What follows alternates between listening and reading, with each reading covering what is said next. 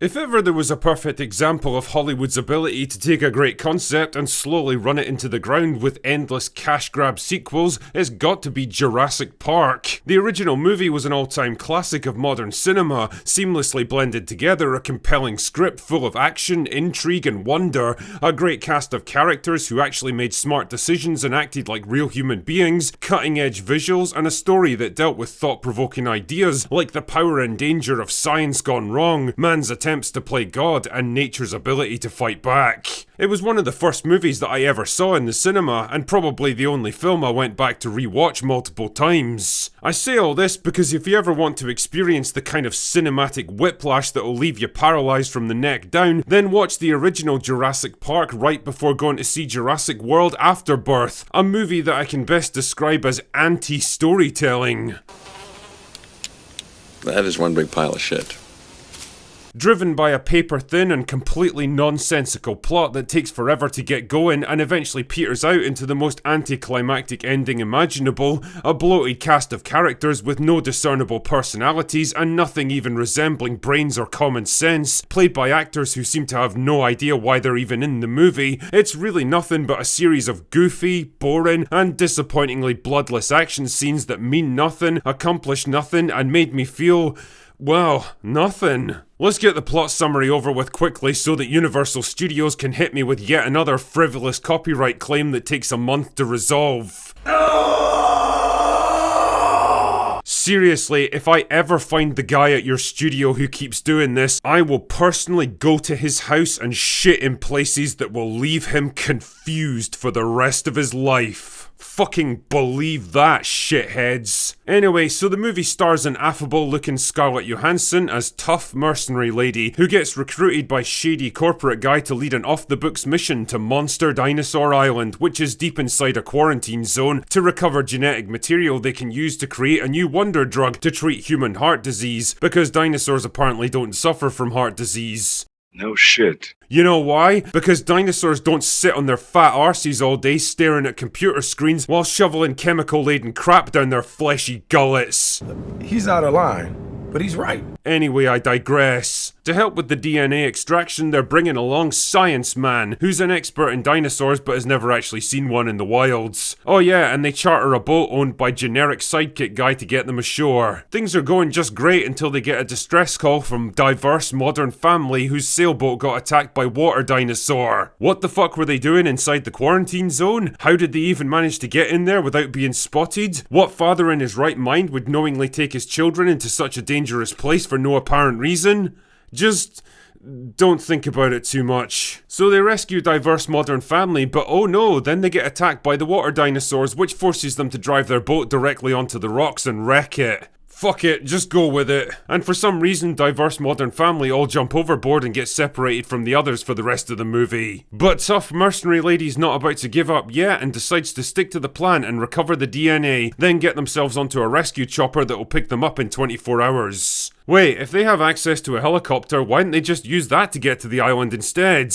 Just don't worry about it. But this isn't just any old island, don't you know? It's Monster Dinosaur Island, where they left behind all the genetic freaks that were too scary or dangerous to use in the original theme park. Wait, wouldn't that mean that their DNA is all corrupted and shit and too dangerous to use in humans? Don't worry about it. Also, why are most of the dinosaurs on the island perfectly normal looking and would have made excellent additions to the park? Don't worry about it. So they get the DNA and reunite with diverse modern family at an abandoned research base which is somehow still fully functional after 20 years. Then the Ryan Kinellosaurus shows up and eats shady corporate guy, and generic sidekick guy sacrifices himself to let the others escape, but then he turns out to be okay anyway because he survived somehow. How exactly did he manage to get away from the Ryan Kinellosaurus? Just don't worry about it. Then they all leave and that's it, that's the movie over. Everyone in this room is now dumber for having listened to it.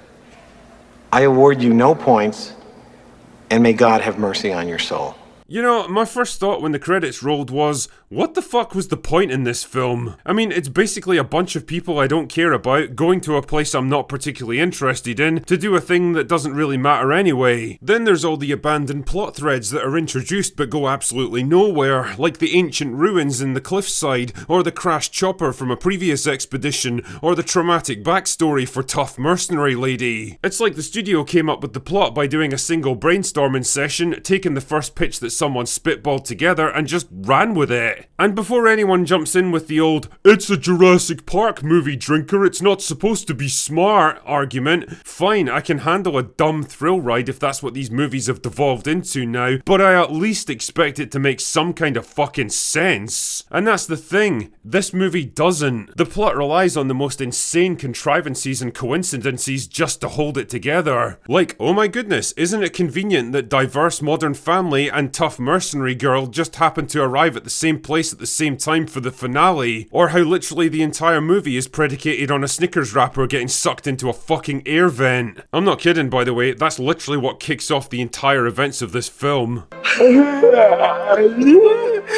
Character motivations meander all over the place with zero explanation, the cast is way too bloated for the plot that sustains them, and the narrative jumps backwards and forwards between diverse modern family and tough mercenary ladies group with such massive chunks that you actually start to forget what everyone's doing and why. And I'm not kidding, the diverse modern family are such a bunch of hapless comedy retards that I was actually rooting for the dinosaurs by the ends. The script also can't seem to decide who the main character is. I mean, it should probably be Science Man since he's a more logical and relatable POV character than tough mercenary lady, but I guess Scarlett Johansson's a bigger name so she's awkwardly shuffled into the top spot instead.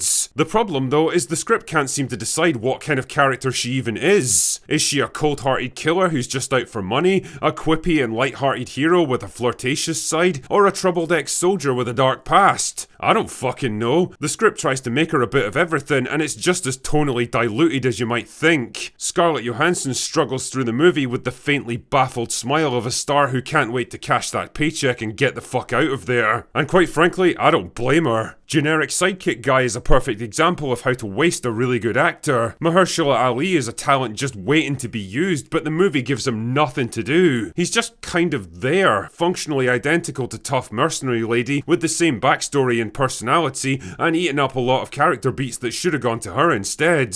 You know, it's really not that hard to come up with a fun story for a Jurassic World movie, but holy fuck, you'd never think so from watching this steaming pile of dinosaur shit. Jurassic World Afterbirth is everything I hate about modern cinema. It's what happens when a studio has too much money, too much resources, and absolutely no idea what to do with any of it. It's a movie that should have been aborted long before it emerged into the world, and if you value your wallet or your sanity, you'll skip this one and just rewatch the original instead. Believe me, you'll have a lot more fun.